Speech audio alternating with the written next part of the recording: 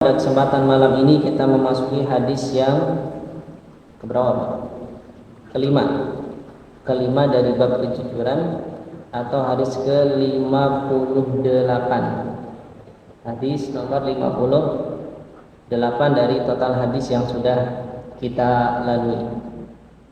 Hadirin yang dirahmati Allah Subhanahu wa taala, langsung saja hadis ini dikisahkan oleh sahabat Abu Hurairah an Abi Hurairah radhiyallahu anhu, dari sahabat Abu Hurairah radhiyallahu ta'ala anhu.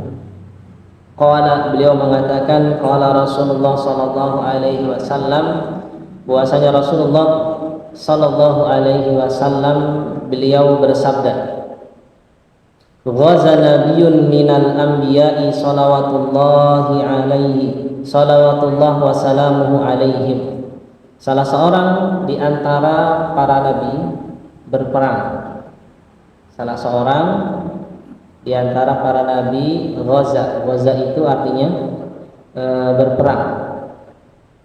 Salawatullah alaihi, salawatullah wa salamuhu alaihi. Faqala, kemudian faqala liqaumihi, seorang nabi tersebut berkata kepada kaumnya, la yatba'anni rajulun malaka bid amra'atin wa huwa yuridu an yabni biha wa lam yabni biha. Kata beliau, kata Nabi tadi, ya, tidak boleh atau jangan ikut. Jadi dilarang ikut perang. Siapa yang dilarang? Rajulun, seseorang, ya, seseorang yang menikah. Ya, seseorang yang menikah dengan seorang wanita dan belum sempat malam pertama, padahal dia ingin malam pertama. Paham ya? Nikah tapi belum sempat bulan madu gitu lah Pak ya. Nikah habis itu langsung baru ijab qabul perang berangkat gitu Pak ya. Belum sempat apa? Belum sempat bulan madu atau belum sempat melakukan malam yang pertama, padahal sebenarnya dia sangat ingin untuk melakukannya. Nah, jadi untuk orang ini sama Nabi tersebut tidak boleh ikut, ya, dilarang ikut. Padahal kalau perang itu Bapak Ibu harusnya ya semua kaum laki-laki ikut, ya, semua kaum laki-laki yang ditunjuk oleh Nabi harus ikut. Tapi ini justru malah dilarang ya. Justru malah dilarang, ya, karena tentunya ada pertimbangan lain, ya, tentunya ada kemaslahatan yang lebih besar, ya, kemaslahatan yang lebih besar dibandingkan dengan ikut berperang. Kemudian hadirin yang dirahmati Allah Subhanahu, bukan hanya itu, ya, bukan hanya itu. Nabi tersebut juga melarang wala ahadun bana buyutan, tidak pula boleh ikut seseorang yang membangun rumahnya. Seseorang yang bangun rumahnya, lam yarfa suqufaha, yang atapnya belum jadi. Ya, bisa kebayang Pak? Nah, ada rumah tapi atapnya belum jadi. Akhirnya apa? Nah, akan membahayakan penghuni rumah. Ya, artinya rumah itu belum siap ditempati. Kenapa? Yang namanya rumah itu untuk melindungi dari panas, dari hujan. Kalau rumah belum ada atapnya, bagaimana bisa digunakan? Nah, maka Nabi tadi melarang, nggak boleh ikut orang yang sudah bangun rumah tapi atapnya belum jadi. Wala ahadun istara ghanaman au khalifatin, dan tidak pula boleh ikut seseorang yang sudah membeli kambing au khalifatin itu unta yang bunting, ya, unta yang bunting, wa huwa yantadiru auladaha, sedangkan dia dalam kondisi menunggu-nunggu kelahiran dari anak unta tersebut. Jadi ada berapa Pak? Yang dilarang ikut ada berapa? Ada 3. Yang pertama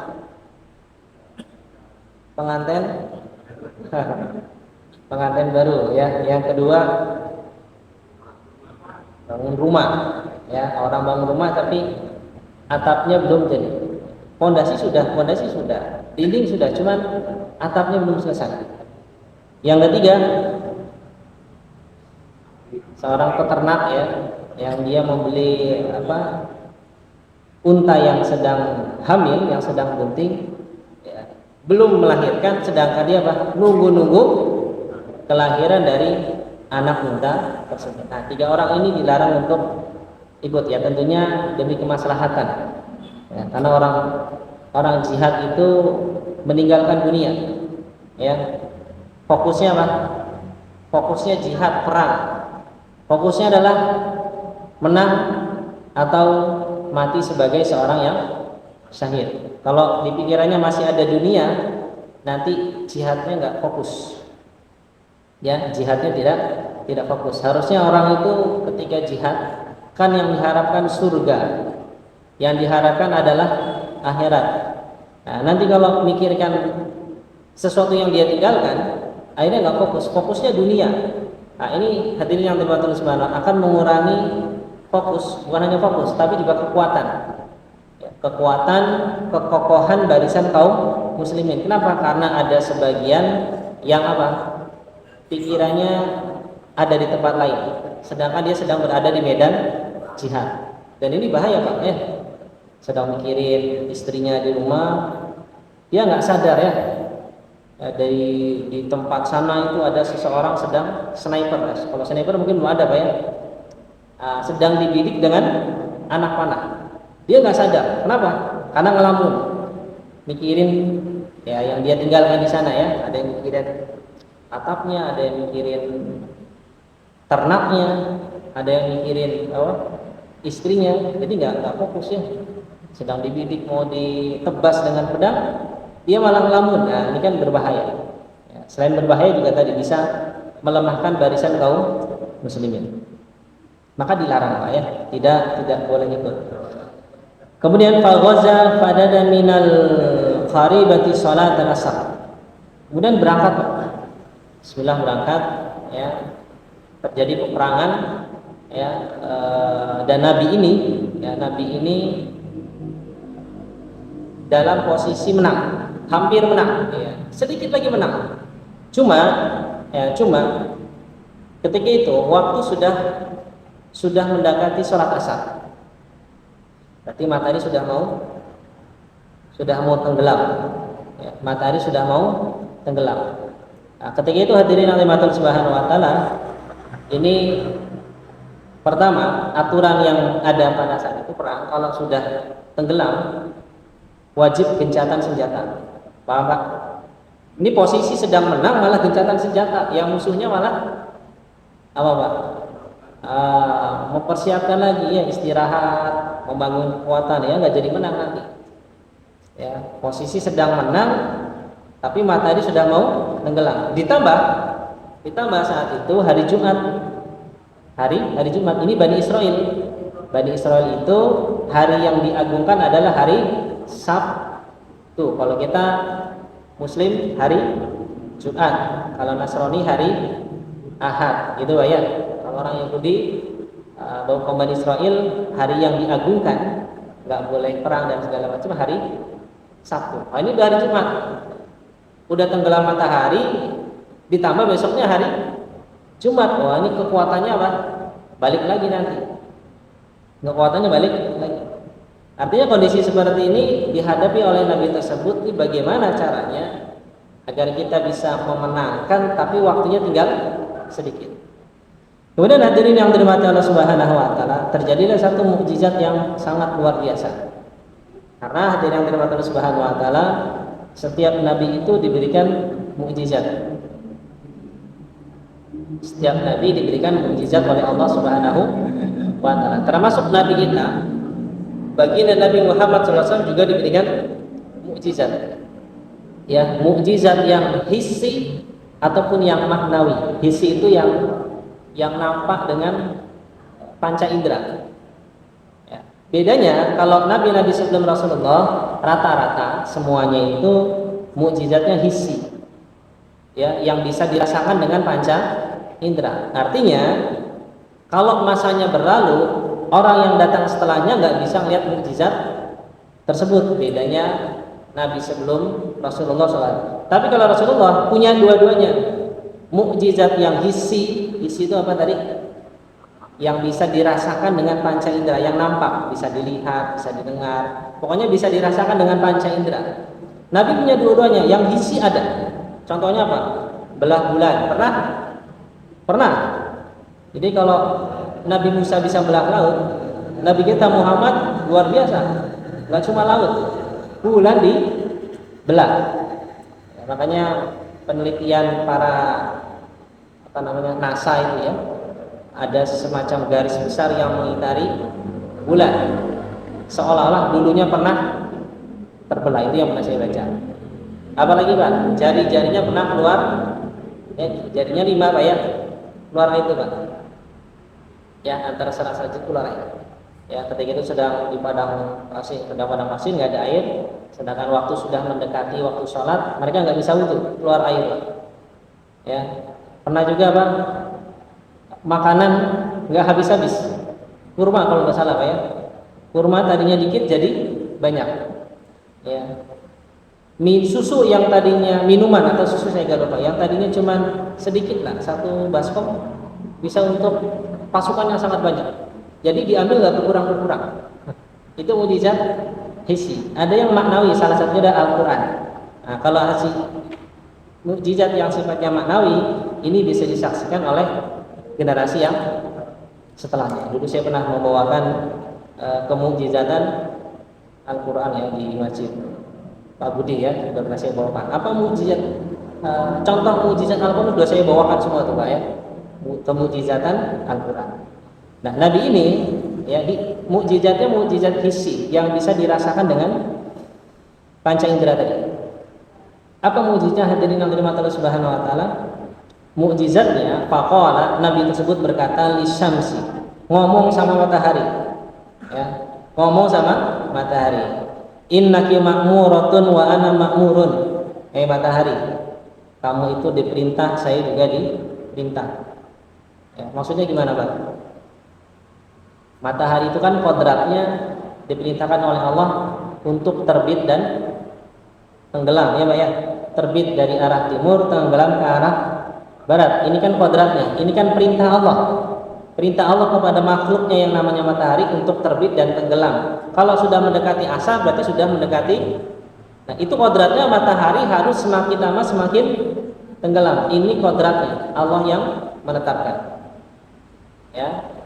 Adapun yang diperintahkan Allah kepada Nabi tersebut untuk berperang. Jadi sama-sama diperintahkan. Ya, kalau bisa kita kerjasama lah.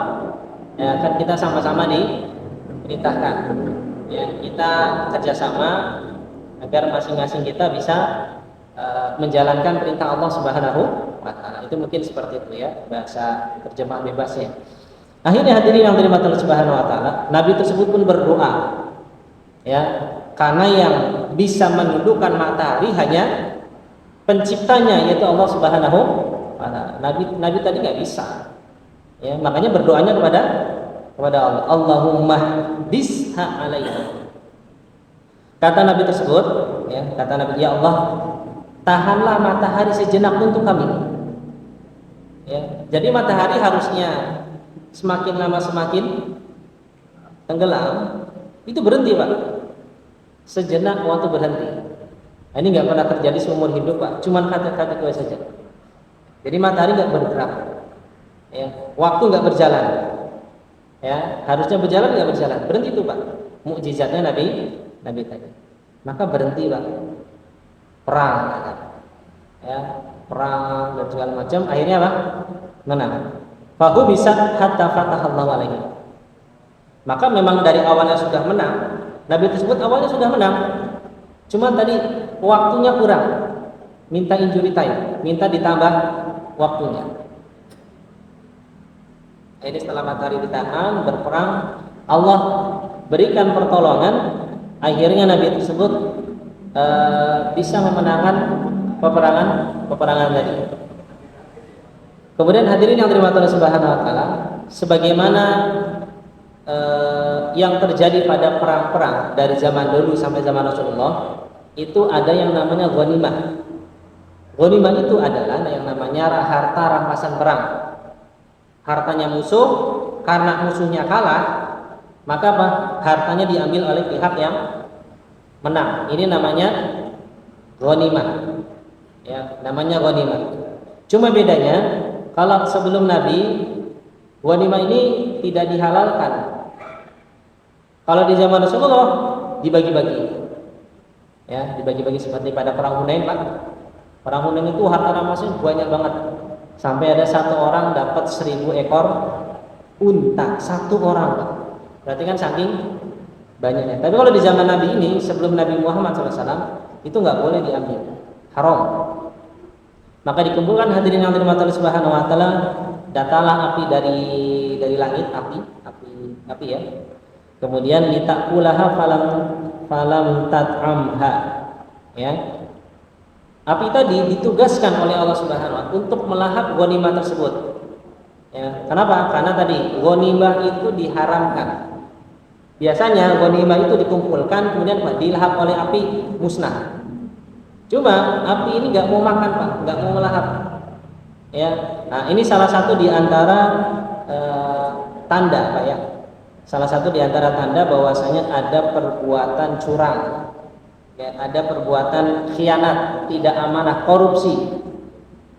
Ya, maka kata Nabi tersebut langsung paham, wah ini kalau nggak makan berarti ada yang nggak beres. Kata Nabi tadi, faqala inna fikum ghululan, di antara kalian ada yang berbuat khianat, ada yang tidak amanah. Harusnya harta rampasan itu dikumpulkan malah dikorupsi, diambil untuk sendiri, dinikmati untuk sendiri. Ini namanya khianat. Kembalikan. Cuma kan nggak tahu orangnya siapa. Ya, pasukan banyak, Pak. Ya, akhirnya hadirin yang dirahmati Allah Subhanahu Wa Taala, kata Nabi tadi, fal yubayyi'ni min kulli qabilatin rajulun. Kepala kabilahnya dipanggil satu persatu, berbaiat salaman. Nah, maka di antara kepala kabilah yang datang satu persatu bersalaman, ada salah satu di antara tangan yang nempel. Di sini disebutkan kalau ada tangan yang nempel, Pak. Jadi nempel, Pak, kayak ada lemnya. Kata Nabi tersebut, faqala fikum ghulul, ya, anggotamu ada yang khianat, ada yang korupsi. Ya, ada yang korupsi. Fal yubayyini, maka panggil anak buahmu, semuanya suruh berbaiat sama saya, salaman. Nah, maka dari sekian banyak pasukan dari dalam satu kabilah, bukan semua kabilah, ada 2 atau 3 orang, Pak, ya. Ternyata ada 2 atau 3 orang yang khianat. Maka ketika salaman nempel, kamu pasti khianat, kamu pasti curang, kamu pasti korupsi. Kembalikan harta rampasan, jangan dikorupsi. Enak banget ya dikorupsi. Yang lain aja nggak dapat, kok kamu mau dapat? Saya saja nggak ngambil, masa kamu ngambil? Maka hadirin yang dirahmati Allah Subhanahu Wa Taala, dikeluarkanlah emas sebesar kepala sapi. Emas sebesar kepala sapi. Berapa kilo tuh, Pak? Kepala sapi sih berapa kilo, Pak? Ya, ada 20 kilo, Pak. 1 gramnya sekarang 1 juta lebih. Jadi miliarder tuh, Pak, ya. Jadi miliarder. Jadi orang kaya mendadak. Jadi orang kaya mendadak. Kemudian hadirin yang dirahmati Allah Subhanahu Wa Taala, fawadu'aha, baru akhirnya ya nggak jadi dikumpulkan lagi, baru api tersebut apa? Melahap harta rampasan tersebut. Kemudian fa'akalat, dimakan, Pak. Dimakan. Ya, jadi apinya nggak mau melahap selama ada yang khianat. Ya, jadi kalau bisa diibaratkan itu seperti amal soleh, Pak. Amal soleh itu tidak akan diterima kalau ada kecurangan, kalau ada dilakukan dengan cara-cara yang tidak baik. Ini kan amal soleh, dikumpulkan ghanimah, tapi ada yang curang, nggak mau dimakan, nggak mau diterima oleh Allah Subhanahu Wa Taala. Kemudian hadirin yang dirahmati Allah Subhanahu Wa Taala, falam tahilul ghanaim li ahadin qablina. Kata Rasulullah SAW, ghanimah itu tidak pernah dihalalkan di zaman-zaman sebelum saya, tapi di zaman saya, di zaman kita dihalalkan. Ya, summa ahallallahu lana al-ghanaim lima ra'a du'afana wa ajzana fa ahallaha lana. Kemudian ketika Allah melihat bahwa kita ini orang yang lemah, ya umatnya Nabi Muhammad tidak sekuat umat-umat yang terdahulu. Kita dianggap lemah dan tidak mampu. Akhirnya dihalalkan oleh umatnya Nabi Muhammad sallallahu alaihi wasallam. Hadis ini diriwayatkan hadirin yang dirahmati Allah Subhanahu wa taala muttafaqun alaih, ya, oleh Bukhari dan Muslim. Baik. Hadirin yang dirahmati Allah Subhanahu wa taala, dalam hadis ini Rasulullah memberikan sebuah pelajaran, ya, tentang kisah seorang nabi. Nah, ini hadirin yang dirahmati Allah Subhanahu wa taala, ini merupakan salah satu di antara metode Nabi dalam mengajar, dalam berdakwah itu dengan terkadang menggunakan kisah. Yang di dalam kisah tersebut ada pelajaran yang sangat berharga. Dan ini salah satu di antara metode ngajar, Pak. Kenapa? Karena fitrah zaman manusia itu suka cerita, suka dongeng, gitu Pak ya. Kalau kita lihat Al-Quran misalnya, Pak, Al-Quran itu kan masalah, ya, salah satu di antara isi Al-Quran adalah kisah Nabi, ya Pak ya, kisah orang-orang zalim, ya atau tidak, kisah orang-orang soleh, kan ada kisah orang-orang zalim yang dibinasakan kaum Ad, ya, ataupun yang semisal. Itu kisah semua, Pak. Jadi untuk diambil pelajaran para nabi, bagaimana ketika Nabi Muhammad SAW itu sedang dalam kondisi yang lemah, ya, sebagaimana wajarnya manusia terkadang dalam kondisi lemah butuh motivasi, maka apa yang dilakukan, apa yang Allah berikan kepada baginda Nabi, turun ayat Al-Quran yang menceritakan tentang kisahnya Nabi Yusuf. Semangat Rasulullah langsung semangat, ya, sedang butuh motivasi, ya, dalam berdakwah banyak sekali ujian, wajar ketika Rasulullah merasa lemah. Akhirnya turun Quran surat Yusuf yang isinya menceritakan tentang kisahnya Nabi Yusuf, bagaimana ujiannya Nabi Yusuf dan bagaimana kesabarannya Nabi Yusuf. Maka Rasulullah menjadi semangat. Nah, maka metode kita dalam belajar dan mengajar bisa seperti itu, Pak, ya, membaca kisah-kisah biasanya menjadi semangat. Saya kalau pengen semangat belajar itu, ya, belajar menuntut ilmu, maksudnya saya baca kisahnya para ulama dalam menuntut ilmu, gitu Pak, ya, bagaimana semangat para ulama dalam menuntut ilmu. Untuk mendapatkan satu hadis saja jalan ratusan kilometer, ya, berhari-hari, berbulan-bulan hanya demi mendapatkan satu hadis. Sekarang kita jangankan 100 hadis dalam hitungan detik, ya Pak. Cari, ketik Google, Syekh Google, ya, hadis apa Pak? Ada Pak, ya, ribuan hadis, gampang. Beli kitab Sahih Bukhari, beli kitab Riyadhus Shalihin, itu hadis semua tuh Pak, ribuan hadis. Cuman bayar 150.000 dapat rangkuman hadis. Dulu para ulama, ya, mencari satu hadis bekalnya banyak, perjalanannya jauh, berhari-hari. Ini salah satu di antara metode kita dalam berdakwah. Kemudian hadirin yang dirahmati Allah Subhanahu wa taala. Dan di dalam hadis ini Rasulullah SAW menyebutkan kisah tentang seorang nabi. Namun tidak disebutkan nabi ini nabi siapa. Ya, nabi ini tidak disebutkan nabi siapa. Kalau di hadis ini tidak disebutkan, tapi di hadis yang lain disebutkan. Hadis riwayat Ahmad disebutkan namanya dengan jelas. Hanya saja memang nabi ini tidak disebutkan di dalam Al-Quran. Makanya keyakinan kita sebagai seorang muslim itu, nabi dan rasul itu jumlahnya bukan 25, tapi lebih dari itu. Kenapa? Karena Allah Subhanahu wa taala mengutus kepada setiap kaum satu orang nabi. Ya, Nabi Ibrahim sama Nabi Lut kan satu masa, Pak. Nabi Ibrahim sama Nabi Lut satu masa atau tidak? Satu masa. Cuman beda umat. Nabi Ibrahim kepada umatnya, Nabi Lut kepada umatnya. Itu Pak. Jadi kepada kaumnya saja. Berbeda dengan Rasulullah. Kalau Rasulullah untuk seluruh kaum. Tidak terbatas untuk orang-orang Arab saja. Ya, jadi gak cuma 25 Pak. Ada nabi yang tidak disebutkan di dalam Al-Qur'an, dan ini di luar dari 25 nabi. Makanya mungkin kita jarang mendengar. Nabi ini juga disebutkan, ya, juga disebutkan dalam kitab-kitab terdahulu. Nah, contohnya di dalam Injil misalkan ya. Dalam Alkitab itu di sana disebutkan. Cuman beda versi. Versi secara nama dan secara kisah beda sedikit. Kalau di dalam versi Islam, Nabi tersebut namanya Nabi Yusha bin Nun. Sama Pak? Yusha bin Nun, pakai ain. Nah, kemudian versi Inggrisnya, versi Alkitabnya yang berbahasa Inggris menjadi Joshua. Pernah dengar? Nah, Joshua itu nama Nabi. Bahkan kita kadang kalau pernah mungkin ada kita mengenal orang namanya Yosua.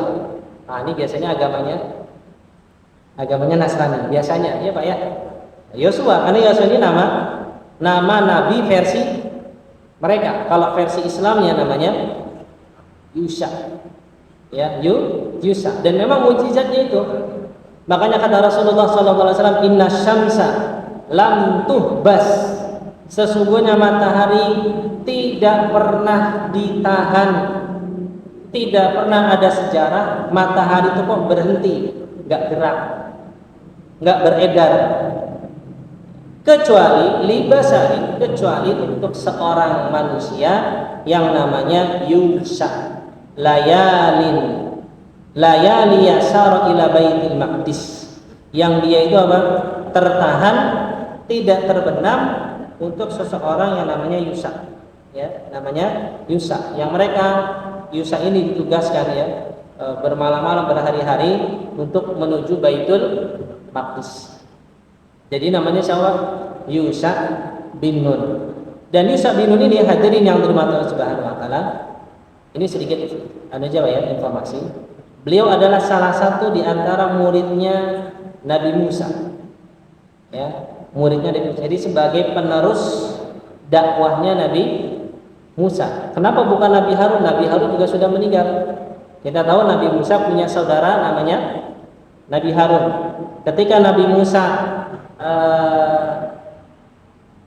bertemu dengan Allah Subhanahu wa taala, ya, Nabi Musa menitipkan kaumnya kepada siapa? Kepada Nabi Harun. Cuman setelah keduanya meninggal, yang meneruskan adalah Yusha bin Nun. Nah, Yusha bin Nun inilah hadirin yang dirahmati Allah Subhanahu wa taala. Mungkin kita pernah mendengar kisah di dalam Quran surat Al-Kahfi, bukan pemuda Kahfi. Surat Al-Kahfi selain menceritakan pemuda Al-Kahfi, siapa lagi Pak yang diceritakan?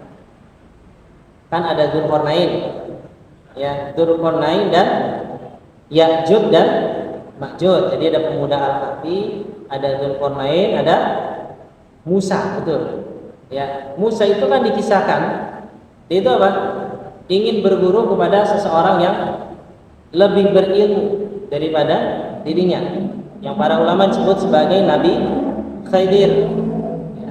Maka Nabi Musa itu nggak sendiri Pak, dia berdua membawa satu orang muridnya.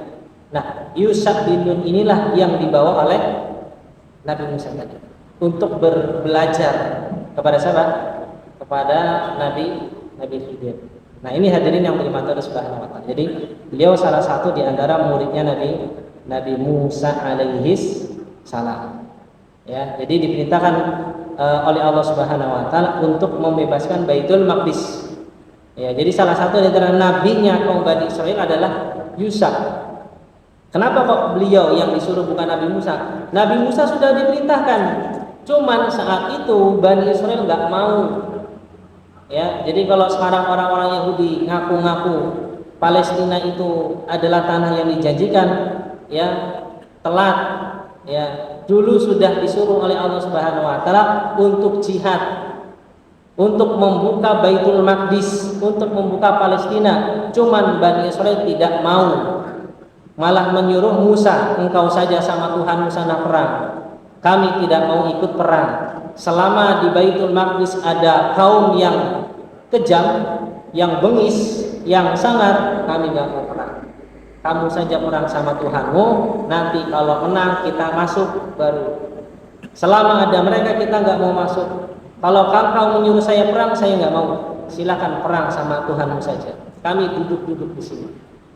Siapa Pak? Bani Israel. Ini dihukum oleh Allah Subhanahu Wa Taala tidak bisa keluar dari area tersebut selama 40 tahun. Cuman muter-muter aja Pak. Jadi dia berjalan, loh, kok ke tempat ini lagi? Jalan lagi, oh ketemu sini lagi. Cuman muter-muter toh Pak. Nggak bisa keluar dari area selama 40 tahun karena disuruh perang tidak mau perang, suruh jihad tidak mau jihad. Akhirnya yang melanjutkan perintah suci ini adalah muridnya Nabi Musa yang namanya Yusha bin Nun. Maka di zaman Yusha bin Nun inilah hadirin yang berhormat Allah Subhanahu Wa Taala, Baitul Maqdis bisa dibebaskan, bisa dibuka, ya, melalui tadi ya mukjizat yang sangat agung, matahari ditahan oleh Allah Subhanahu wa taala. Nah, inilah hadirin yang dirahmati Allah Subhanahu wa taala, salah satu di antara nabi yang mungkin kita ya, jarang untuk mendengarnya, yaitu nabi yang namanya Yusha bin Nun. Baik, hadirin yang dirahmati Allah Subhanahu wa taala. Pelajaran apa yang bisa kita ambil lagi selanjutnya? Bahwasanya pelajaran selanjutnya yang bisa kita ambil adalah bahwasanya perintah berjihad, ya, perintah berjihad itu sudah ada sejak zaman dahulu kala. Ya, sudah ada sejak zaman nabi-nabi sebelum Rasulullah Muhammad Sallallahu Alaihi Wasallam, itu sudah ada. Jadi jangan dikira cuma Rasulullah saja, tidak. Dari dahulu sudah ada yang namanya syariat jihad, itu sudah ada. Ya, sampai sekarang ada. Ya, sampai sekarang ada. Ya, kalau sekarang kan mungkin saudara-saudara kita di Palestina, jihadnya jihad mempertahankan tanah air, ya, mempertahankan tanah air. Kalau Rasulullah jihadnya dalam rangka apa? Dakwah, mengajak manusia untuk masuk ke dalam agama Islam. Baik. Kemudian hadirin yang dirahmati Allah Subhanahu wa taala, pelajaran apa yang bisa kita ambil selanjutnya, ya, dari kisah ini? Pelajaran selanjutnya yang bisa kita ambil bahwasanya urusan jihad, perkara jihad tidak boleh diserahkan kepada orang yang sembarangan. Makanya hadirin yang dirahmati Allah Subhanahu wa taala, syarat menjadi mujahid itu berat, Pak. Jadi nggak sembarangan orang awam dipilih asalnya berangkat perang, enggak, Pak. Syaratnya berat.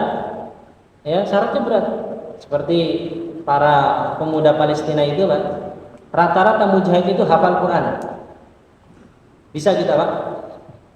Ya, hafal Quran. Dan harus orang yang alim, harus orang yang faqih. Oleh karena itulah hadirin yang dirahmati Allah Subhanahu wa taala, fikih tentang jihad diletakkan oleh para ulama. Jadi kalau kita buka buku fikih jihad itu diletakkan di akhir. Kenapa, Pak? Agar fikih tentang ibadah ini hatam dulu nih, tentang sholat, ya, tentang haji. Jadi dia benar-benar fakih, Pak. Ya, paham tentang syariat agama Islam baru belajar tentang jihad. Maka seorang mujahid itu ya mereka yang biasanya adalah orang-orang pilihan. Nah, salah satu di antara hal yang tidak diperkenankan ada di barisan para mujahidin adalah orang-orang yang memiliki ambisi terhadap dunia.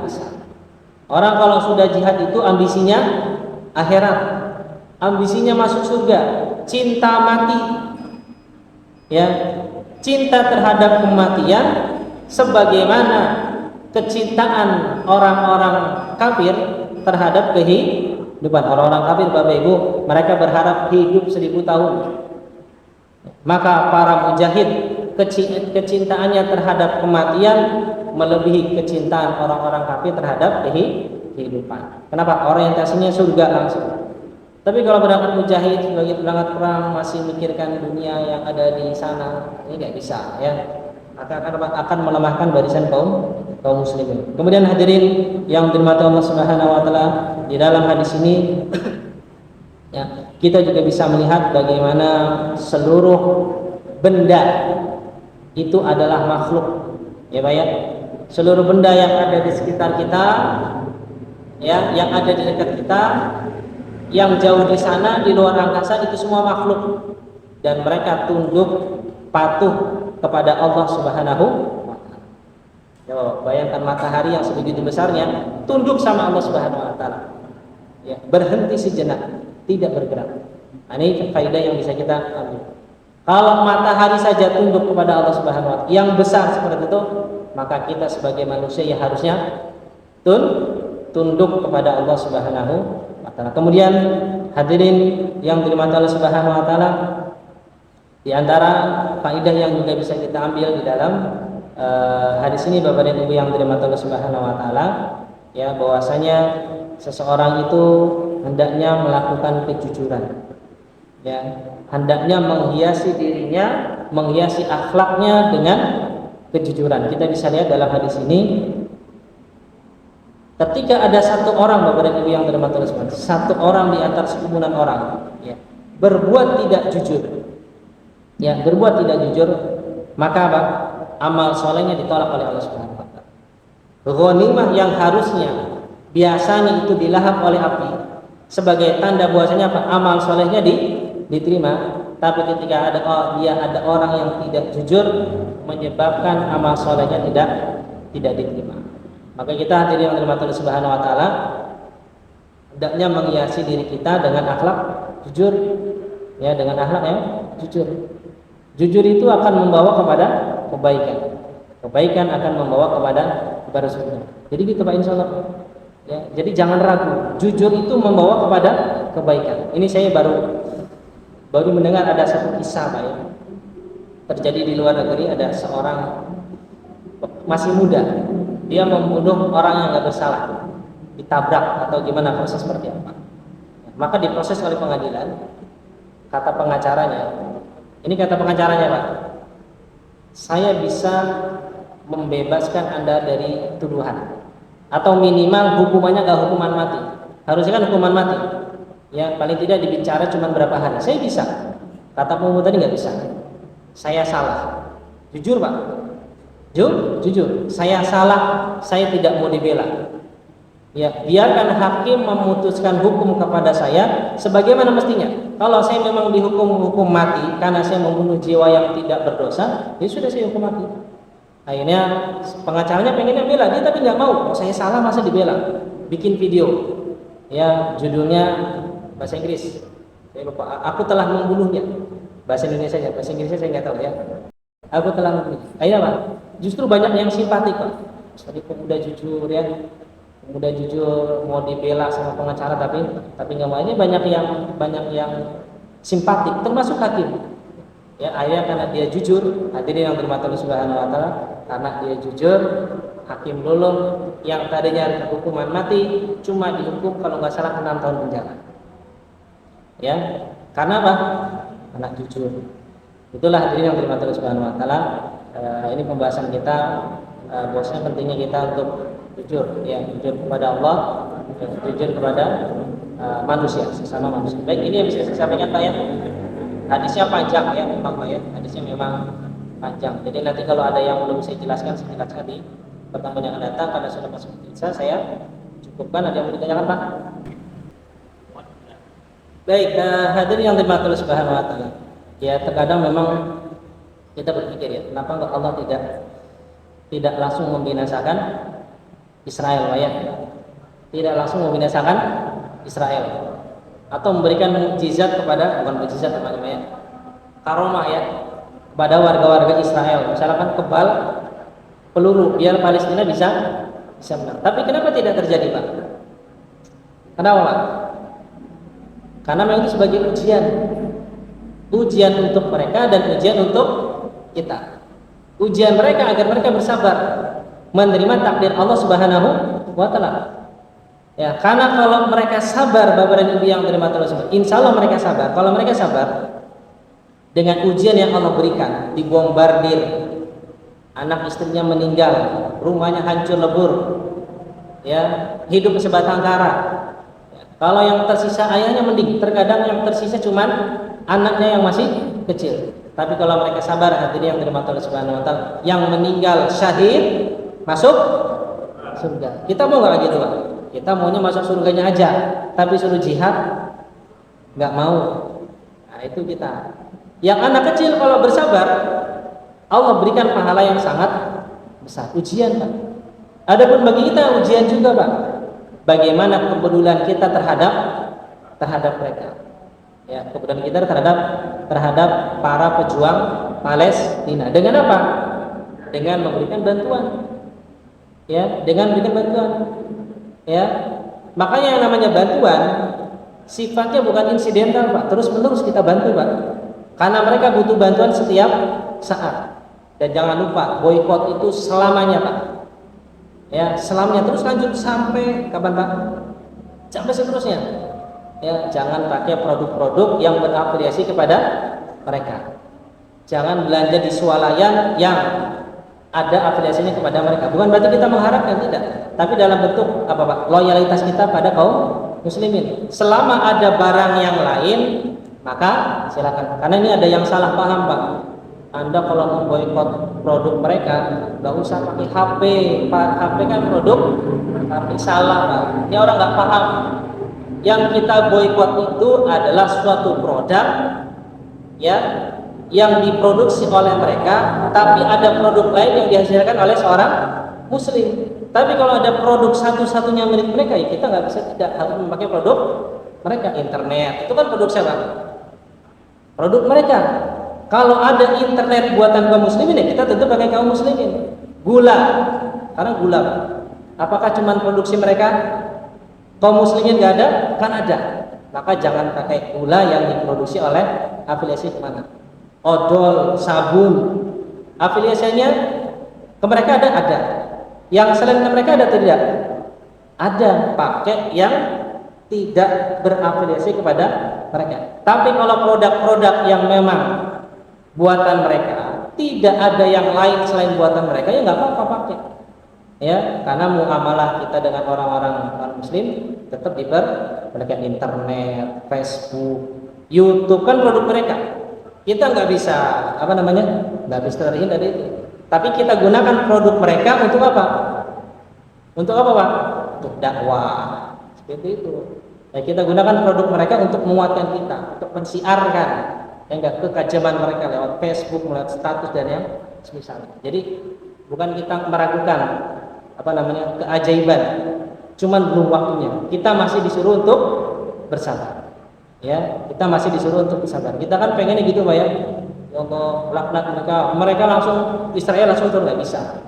Ya, Allah memiliki hikmah. Jadi kita nggak usah nggak usah ngatur-ngatur Allah, ya. Nggak usah ngatur-ngatur Allah. Ya, jadi sunatullah berjalan apa adanya. Tugas kita berdoa, walaupun mungkin hasilnya tidak bisa kita lihat selama kita hidup, Pak. Mungkin nanti anak cucu kita yang akan melihat Palestina bebas, tapi Allah sudah berjanji. Karena yang namanya doa itu tetap kita panjatkan. Pernah ada seorang ibu, Pak, ada seorang syekh terkenal, ketika baca Al-Quran salah, dibenarkan oleh bapak-bapak, kakek-kakek. Setelah selesai disamperin, wahai syekh, terima kasih, jazakallahu khairan, karena saya sudah diingatkan. Ya, ngomong-ngomong, Anda hafal Al-Quran, Syekh, sudah berapa lama? Baru 2 tahun yang lalu. Umurnya sudah tua. Gimana tipsnya? Oh, saya nggak tahu. Yang jelas saya itu ingat dulu ketika masih kecil, saya pernah ataupun sering mendengar ibu saya berdoa, ya Allah, jadikanlah putra saya sebagai salah satu di antara penghafal Quran. Ternyata doanya dikabulkan setelah anaknya sudah menjadi kakek. Ini sudah tugas kita doa saja, Pak. Kapan Allah tolong itu terserah Allah. Jadi gitu, Pak, ya. Jadi kita nggak usah, kok Allah nggak tolong, ya terserah Allah. Tugas kita cuma berdoa, minimal kita berdoa, syukur-syukur bisa bantu tenaga, bisa bantu uang dan segala macam. Dan jangan lupa boikot terus, jangan pernah berhenti. Wallahu alam. Ini yang bisa saya sampaikan. Kita lanjutkan nanti di kajian yang berikutnya. Subhanakallahumma wa bihamdika asyhadu an la ilaha illa anta astaghfiruka wa atubu ilaik. Assalamualaikum warahmatullahi wabarakatuh.